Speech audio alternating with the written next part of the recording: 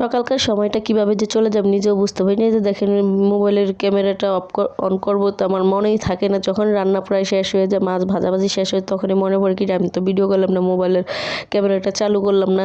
তা যখনই মনে পড়ে তখনই চালু নিয়ে আসি। মাছটা ভাজাভাজি শেষ হওয়ার পরে তারপরে মনে পড়ছে। হ্যালো এভরিওয়ান, কী অবস্থা? আশা করি সবাই ভালো আছেন, আমিও ভালো আছি। আজকে আমি তেলাপোকা মাছ দিয়ে আলু দিয়ে বেগুন দিয়ে রান্না করবো। সরি, তেলাপোকা মাছ নেই, না তেলাপিয়া মাছ। আমি চালু বলতে গেলে তেলাপোকা মাছ হয়ে যায়। যে দেখেন মাছটা ভাজাভাজি শেষ হয়ে যায়, যেহেতু মোবাইলের ক্যামেরাটা অন করতে মনে নাই, সেজন্য একটু দেরি হয়ে গেছে। যে মাছটা ভাজাভাজি পরে মরিচ পেঁয়াজ একসাথে দিয়ে ভালো করে ভেজে নিব, এটা একটু নামিয়ে থুয়ে তারপরে এখন ভাতটা একটু ছেঁকা দিয়ে নিব। যেহেতু আমি ভাত ছেঁকা না দিলে খেতে পারি না, ভাতটার নিচে ভিজা থাকে।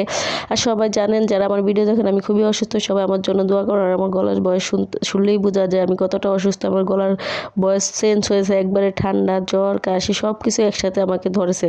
তো এখন পেঁয়াজটা ভালো করে ব্রাউন কালার করে ভেজে নিই। এখন বেগুন আলু ভালো দিয়ে এখন ভালো করে তেলের মধ্যে ভেজে নিব।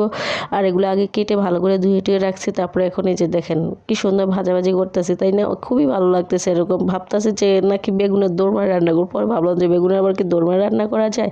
পরে একটু হালকা তেলে ভাজাভাজি করে পরিমাণ মতো মরিচ দিয়ে দিচ্ছি, আদা রসুন বাটা দিয়েছে, হলুদ দিয়ে দিলাম পরিমাণ মতো। এখন পরিমাণ মতো লবণ দিয়ে দিব। তারপরে বেগুনের তরকারিটা যতটা কষাবো ততটাই ভালো লাগে। আমার কাছে মনে হয় কি জানেন, যে তরকারি যত কষাবো ততই ভালো লাগবে। আমার কাছে এরকমটাই মনে হয়। তাইতেই আমি যতটা পারি ততটা কষানোর চেষ্টা করি। যেহেতু সকালকে সময়টা অনেক শর্টকাটে, সেই জন্য অতটা তরকারি কষাইতে পারি না। যেহেতু আমি একটা জব করি, আমার সকালের সময়টা খুবই তাড়াহুড়াভাবে চলে যায়। কী থুয়ে কী করবো না করবো কোনো কিছু দিশ পাই না। পরে একটু হালকা পানি দিয়ে যে তরকারিটা ভালো করে এখন কষিয়ে নিব। নিয়ে এখন এই যে মাছটা আবার দিয়ে দিতেছে, যাতে মাছটা এখানে আরেকটু ভালো করে সিদ্ধ। আমি ভাজা মাছটা আবার তরকারি কষানোর সময় একটু দিয়ে আর একটু ভালো করে লাড়াচাড়া দিয়ে পরে ঝোলের পরিমাণটা দিয়ে দিই। ঝোলের পরিমাণটা যে দেখেন কতটুকু দিয়েছে। যেহেতু বেগুনের তরকারি বেশি একটা ঝোল দেবো না, তরকারির মধ্যে ঝোলটা থাকবে না। এই যে ফাইনালি আমার তরকারিটা হয়ে গেছে। এখন আমি ধনেপাতা দিয়ে পরে একটু ঝাল দিয়ে তরকারিটা নামিয়ে নিব। তো আজকের রান্নাটা কেমন হয়েছে অবশ্যই জানাবেন। আর বেগুনের তরকারি কার পছন্দ, আর আমার মতো কে আছেন তেলাপিয়া মাছের তেলাপোকা মাছ ধরে দেখেন। আপনাদেরকে বলতে গেলে সেই তেলাপোকা আসে কেন যে আমার এটা হয়ে যায় নিজেও বলতে পারি না।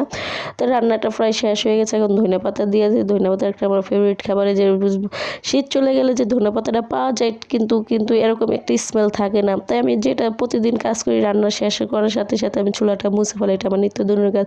আর আমি আমার চুলাটার খুবই যত্ন করতে ভালোবাসি। আমি খুবই ভালোবাসি এই চুলাটারে। দেখেন না কত সুন্দর স্টিলের জিনিস, এখন স্টিলভাবে হয়ে রয়েছে। অনেকে দেখি চুলা করে মরিচা পয়রা কিচ্ছুই থাকে না। আর আমার চুলাটা দেখেন এখনো চকচকে ঝকঝকে আছে, মনে হইতেছে যে আজকে কিনে নিয়েছে। যত্ন করলে রত্ন মিলে, কথাই তো আছে, তাই না? সেজন্য আমি সবসময় সব জিনিস যত্ন করে রাখার চেষ্টা করি। আমি ভাবি আমি এটা কেন নষ্ট করবো, আমি তো টাকা দিয়ে কিনছি, পয়সা দিয়ে তো কিনে নিতে। আজকের ভিডিওটা কেমন লাগছে, পরবর্তী আরেকটা নতুন ভিডিও নিয়ে চলে আসবে। আজকে পর্যন্ত, আল্লাহ হাফেজ।